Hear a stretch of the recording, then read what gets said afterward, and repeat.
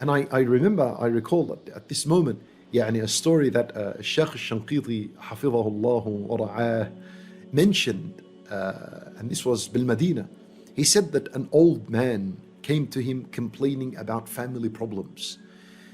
The wife and the husband are always arguing with each other. The children are arguing with each other. No one's respecting anyone. The house, the family is just in all sorts of chaos and disorganized. So he came to the Sheikh and he complained to him of the family problems he's experiencing. فالشيخ said to him, يا أخي, do you pray Salat al-Sunnah at home? Do you pray Salat al-Witr at home? He said to him, Allah, ya Sheikh, I don't. What's this Witr? First time I hear of Witr. I don't know what this is. Can you explain to me what is Witr? فالشيخ said to him, Salat al-Witr. It's the one rak'ah, the minimum one rak'ah that you pray before you sleep. The minimum one rak'ah. Wallah Azza wa Jal, Witr, Allah is Witr. He is one, He's odd. And yuhibbul Witr. He loves odd. فأوتروا. Pray al-Witr. أوتروا يا أهل القرآن. In another hadith, the Nabi Sallallahu Alaihi Wasallam is addressing the believers, people of the Quran. Pray Witr before you sleep. فالشيخ, he taught him what Witr is.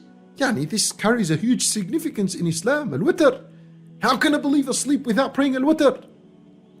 So then, the Sheikh said to him, go and increase Sunnah prayers in your house and tell your family to pray Sunnah prayers in the house. This old man went. After a few months, he came back to the Sheikh, excited, happy, saying, Wallahi, ya Sheikh, Wallahi, I took your advice and I prayed Sunnah prayers at home, and uqsimu billah, our problems have disappeared from the house. There is tranquility and peace and calmness in the house. It has restored once again organization and tranquility and love and mercy and compassion and gentleness has been restored once again in the house. The Shaykh said to him, Sadaqa Rasulullah. And Nabi sallallahu alayhi wa sallam has spoken the truth when he said, فَإِنَّ اللَّهَ جَاعِلٌ لَهُ مِنْ صَلَاتِهِ فِي بَيْتِهِ خَيْرًا.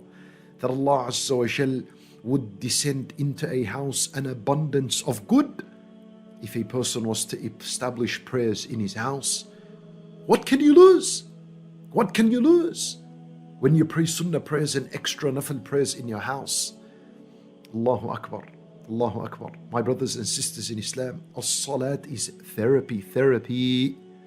You know, when people are going through emotional illness, mental illness, they go to the psychologist. Psychologist recommends therapies, whether it's a CBT therapy or other therapies. That's all good, no problems. If you need to do that, you go and do that at a psychologist. But you know, in Islam, we have our own therapies. And one of the greatest therapies we have in Islam is as-salat. As-salat is a therapy to the heart, to the disturbed heart. It is a therapy. This is why in Nabi sallallahu alayhi wa sallam, إِذَا حَزَبَهُ أَمْرٌ فَزِعَ إِلَى الصَّلَاةِ. When he was worried about something, he would rush to as-salat. And you know, what's interesting is that this is not a hadith he narrated. This is how the companions described him. What does that mean? Meaning they have seen enough from Rasulullah sallallahu alayhi wasallam that every time he is distressed, he prays.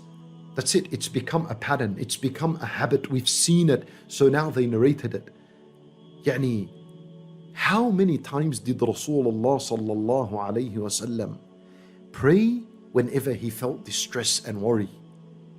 So many times that the companions observed it and mentioned it as a habit of his.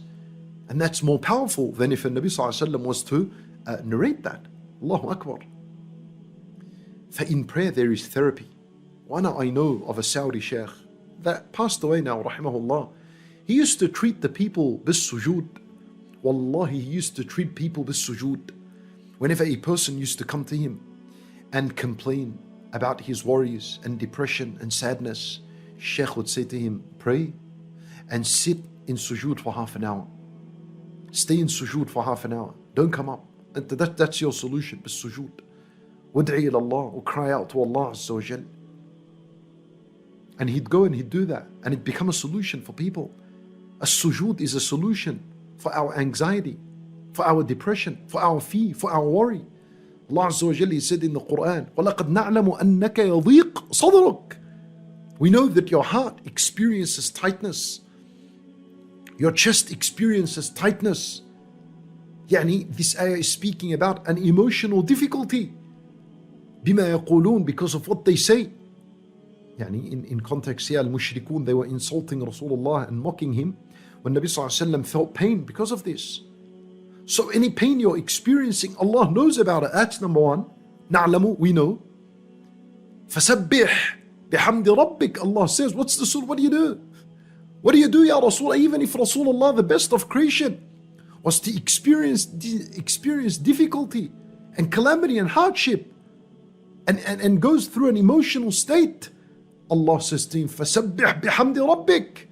Declare the perfection of Allah. Say Subhanallah wa bihamdih. What does that mean? It means don't forget me. Don't forget my mention. Don't forget my dhikr.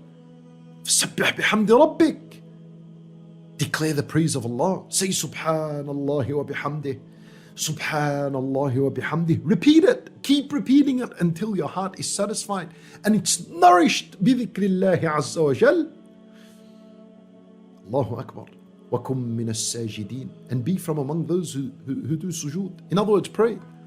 Pray. Get up and pray every time you feel distress. Allahu Akbar. والصلاة أصلا, الصلاة, the prayer, was given to Nabi sallallahu alayhi wasallam as a gift.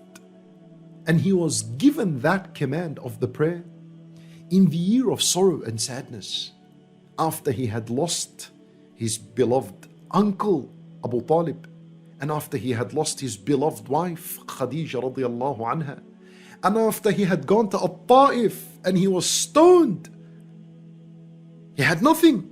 He was feeling down.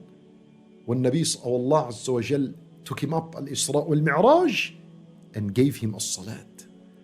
It was a gift, it was a therapy to calm his heart, to bring him peace and tranquility and relaxation in his life. That's what as-salat was for. So you cannot look at the salat as a burden or as a difficulty. La, that's the one who doesn't focus in his salat will see it as something heavy. Amma the believer, the one who has khushu' in his salat and connects with his salat, and he knows this is when he's connecting with Allah, and he feels that closeness to Allah, especially in his sujood. As-salat upon such a person would be light, would be easy, would be the only way out of all difficulties in his life. Yes, for such a person, as-salat would be the only way out of difficulties of life. That's where you relax. That's where you're satisfied. That's where your heart is nourished and fulfilled. Bis-salat. Allahu Akbar. From the very moment of when you say Allahu Akbar, and you hold your heart, you hold your hand and you hold it here on your chest, as though you're controlling your heart and the emotions that are in there. You grab onto it. You say Allahu Akbar. Allah is greater than everything that is happening around me, greater than my emotion, greater than my feelings, greater than my financial difficulty and my stress, greater than anything you can think of. فإن الله أكبر من كل شيء. As the Nabi sallallahu alayhi wasallam said to Adi ibn Hatim al-Ta'i radiyallahu anhu, when he explained to him the word Allahu Akbar, he said to him, وَهَلْ تَعْلَمُ شَيْئًا أَكْبَرُ مِنَ اللَّهِ. Do you know anything greater than Allah? Meaning Allahu Akbar means there is nothing greater than Allah.